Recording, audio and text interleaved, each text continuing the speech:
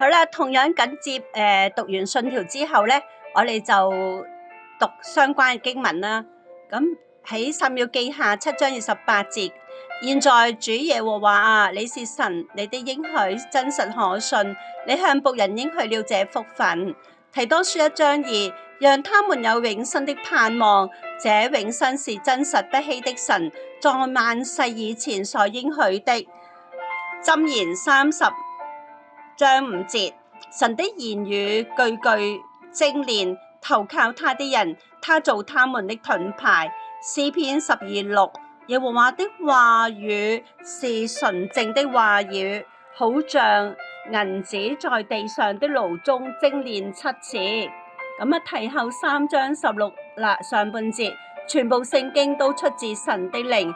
希伯來書4章13上半節，受造之物在神面前沒有一樣不是顯明的。